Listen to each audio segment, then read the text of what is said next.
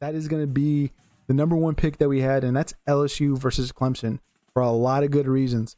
For one, it's the battle of the Death Valleys.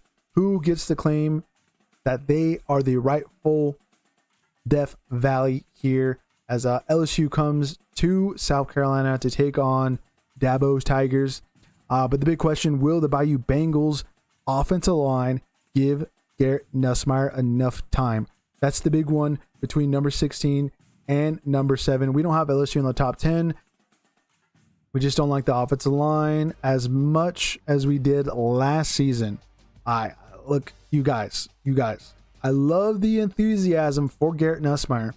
I know he has all these nice stats from last season, but one of the big reasons, okay, was that offensive line, because homie Nussmeier doesn't have Will Campbell, Garrett Dellinger, Emory Jones Jr., or Miles Frazier.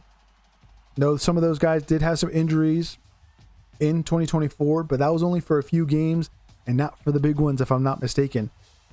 Not having that solid of an offensive line, you get new faces in at tackle, who I'm not so trusting in this contest because of who's on the other side of the ball, who we're going to get to.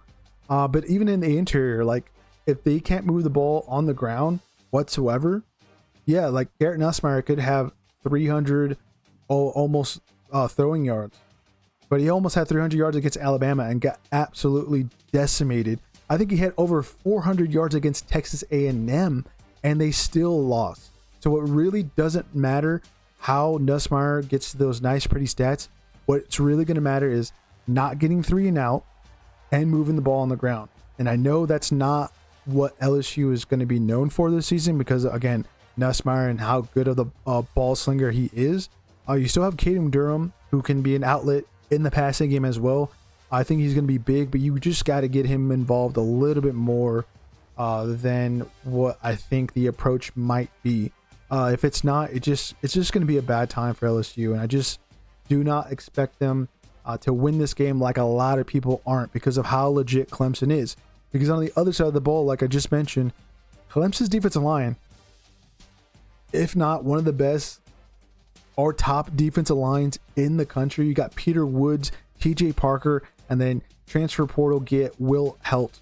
That's just one of the best defensive lines in the country. I know you lose Trey Williams to Michigan in the defensive tackle position, but you have those guys there. It's just going to be a complete tackle for loss fest, sack fest, however you want to call it.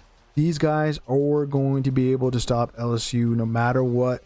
I do not care what anything out of Baton Rouge's mouth has to say about it. Like, it was only a matter of time with Brian Kelly in charge of LSU to where we're going to finally see a game where he just gets completely outclassed. Not because of the strategy, or maybe because of the strategy, because again, if Sloan and Hackett, or however you pronounce his last name, Hackton, the offensive coordinator, core offensive coordinator for LSU, if they cannot manage proper series to where you get more than 3 plays and it's not 3 and out, punt back to Clemson, and then they get to do, I mean, Clemson did have some problems on special teams last year, but that was in different games. They should be able to clean that up. But that is just a huge hole that no one ever talks about for LSU. And this, great offense is that they just have too much of a passing approach to where they leave too much time on the clock. That's what let USC back into that game in the Bayou versus the Beach contest in Vegas. That was the only reason why USC won that game, is because the amount of time LSU left on the clock. And on top of that, like, the defense kind of struggled there in the second half of that game, especially in the run defense.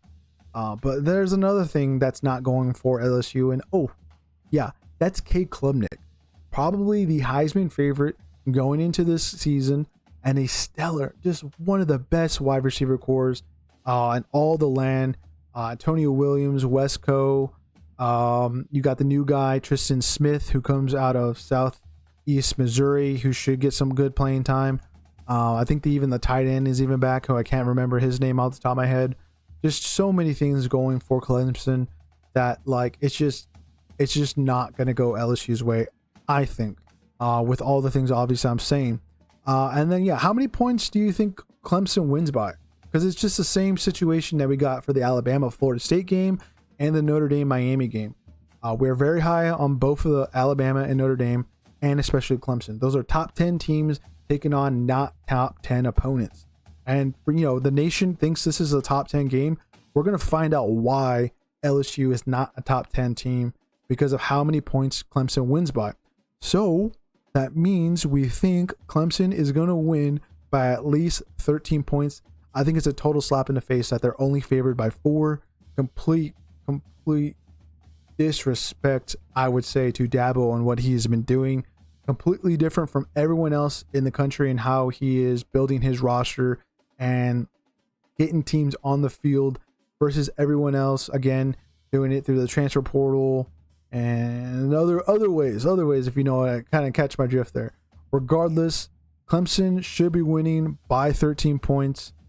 They should more than cover whatever is being predicted. That line might move before kickoff, but at least at the moment, it's only 4 points in favor of Clemson. That's just wrong, absolutely wrong. How good this offensive line is, not just veterans but talented veterans that are going to be, guys coming off the board at the NFL draft. Again, wide receiver core. You have the new running back, who, again, that's another name I cannot remember off the top of my head, who a lot of Clemson fans have been very hyped on. I think he was a number 1 or number 2 running back coming out of the recruiting class. Davidson is his last name. And then you have that defense. You got Woodaz. Is it Parker at linebacker? Those are 2 guys that have just been monsters in creating production on the defensive side, and then a solid secondary as well. Just one of the best rosters that has been put together here going into the 2025 season, as what Dabo Swinney has been doing over there in South Carolina. But yeah, Clemson, let us know who you think. I mean, LSU fans, we don't get along whatsoever. I think your program is going to continue their traditions that's been going back since 2019 and losing your opener. Maybe just don't open up against a solid opponent. Maybe save them for like week 2, week 3. Maybe that's a better move.